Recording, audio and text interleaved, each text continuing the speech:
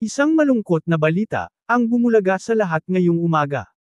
Bitter-anang showbiz columnist na si Lolet Solis pumanaw na sa edad na 78. Nagdadalamati ngayon ang showbiz industry sa pagkawala ni Lolet. Pero bago pumanaw ang bitter-anang columnist, nagawa pa nitong mag-post sa kanyang Instagram. Nakaramdam raw ng anxiety ang kilalang talent manager at showbiz columnist na si Lolet Solis, matapos siyang magkasakit at maospital.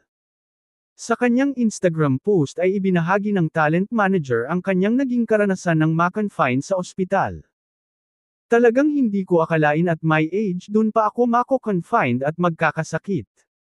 Nagkaroon nga tuloy ako ng anxiety attack, dahil hindi ko akalain na at my age, mahihiga ako sa hospital bed, pagbabahagi ni Lolet.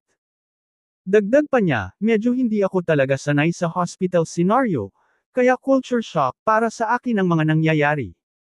Every time I wake up in the morning, shock ako na nasa ibang kwarto ako.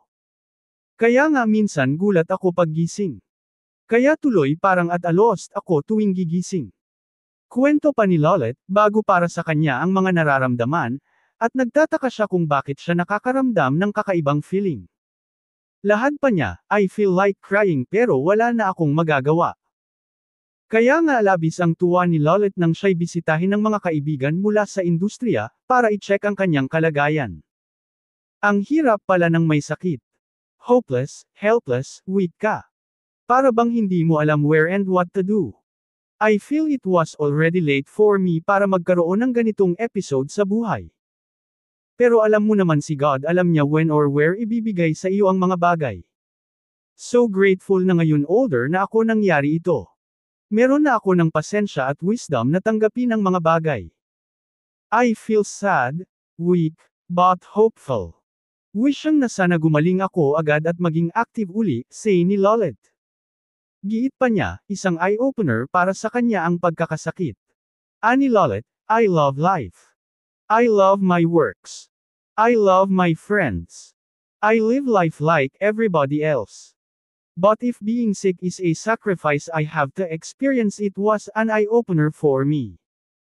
Like going through the medical procedures, mga ginagawa sa iyo sa hospital, lahat new sa akin. Nagpasalamat rin si Lolet sa lahat ng mga medical staff na nag-alaga sa kanya. Para lang ako nagbakasyon, sleep over ng ilang araw. Pero ganoon pala ang feeling ng nasa hospital. Minsan nga gusto ko umiyak dahil sa self-pity. Pero talaga siguro ganoon ang buhay, dumarating mga bagay sa oras nang hindi mo alam, pagbabahagi pa ni Lolet.